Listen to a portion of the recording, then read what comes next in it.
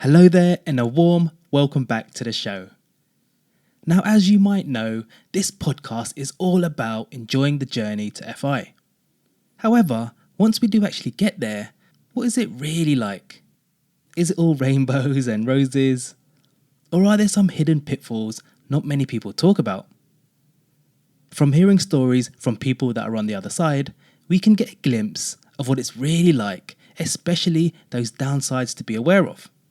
So on these next few episodes, I'll be sharing some raw lessons learned from members of the FI community about their experiences in the first few years of retiring early.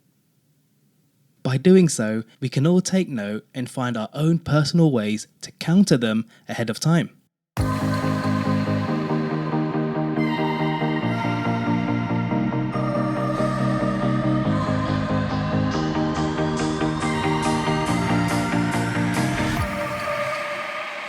You don't have to wait until you reach financial independence to start enjoying your life.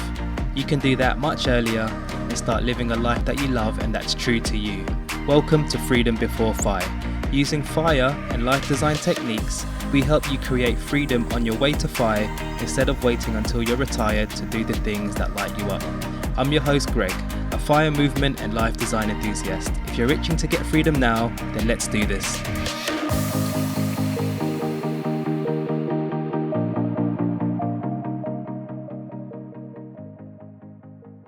Okay, so up first, we got Maggie Tucker, and she's the host of the Inside Out Money podcast.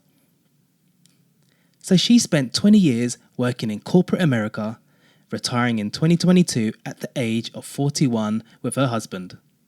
They have 3 daughters and live in Atlanta, Georgia. Okay, so one of the lessons she learned was how challenging it was reprogramming herself from having a hustle mindset to slowing down.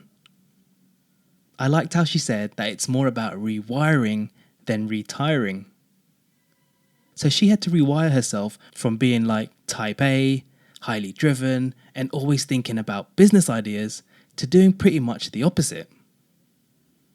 Now this was really hard for her because she would sometimes feel a bit off during her retirement. She said it's because she felt like she was regressing.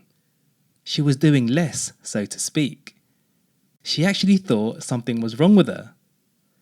So she had to give herself permission to say to herself, look, that's what I used to be like. I'm in a different phase now, and I don't need to chase that proverbial squirrel anymore. The other thing she learned was about the benefit of having some sort of structure when she was retired. So when Maggie flipped the switch to retirement, she was super excited to have all this freedom after working in corporate for so long. But she learned that she needed some form of structure in her new life. Because firstly, if she didn't, she realised that time would just easily pass by and some of the things that she wanted to do didn't get done. Secondly, she realised that decision fatigue is real and that it can actually be quite overwhelming to have all these options in what to do next. So she decided to put some frameworks in place. And then she went on to set times in the week to work out, meet with her friends, spend time with her spouse, and so on. Okay, so the next early retirees are Amon and Christina from the finance platform Our Rich Journey. So they retired in 2019 at the young age of 39 after years of working in federal government. So they have a few lessons learned, and one of them was around emotional fluctuations. They didn't expect to go through such an emotional roller coaster once retired early. Now this relates to both positive and negative emotions. When Amon retired, he had a lot of anxiety about whether this whole early retiring thing would work out. Like, will they have enough money? Will they be secure? And so on. Now this gets exacerbated, especially if most of your portfolio is in the stock market. Because as you know, stock prices fluctuate a lot. And when there's a dip in the market, there's a tendency to get a bit worried, which is absolutely normal. So anyway, in my view, as long as you have a plan and backup plans to cover your main risks in retirement, it should be okay. It's human nature to overthink. You need to cross that bridge when you get there. There's no point stressing over something that hasn't happened. Worst case scenario, you can always go back to work if you really need to.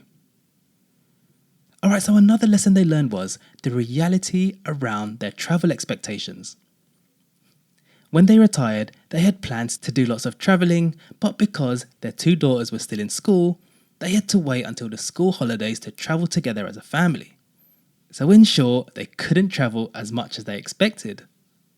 And I suppose the other issue here is that if you can only travel during school holidays, typically travel costs rise during this period, so you may have to fork out a little bit more of your monthly budget. Now, of course, this lesson applies to Amon and Christina because they have kids. But they also mention some watch outs for people that don't have kids. One of them is that because travel is expensive, you may not be travelling as much as you expected during retirement because you'll likely be on a stricter budget. The other thing is that since you'd have more time to travel, perhaps you'd like to travel for longer but can't because your friends are still working and can't take that much time off. Anyway, those are just some of the things to think about regarding travel when early retired. Alright, so I hope those lessons have given you some food for thought, and I'll catch you on the next episode where I'll have more lessons from early retirees. Oh, and by the way, if you are getting any value out of the show, or if you learned anything useful, please feel free to leave a 5-star rating on your podcast player app. That would help out loads. Have a great week.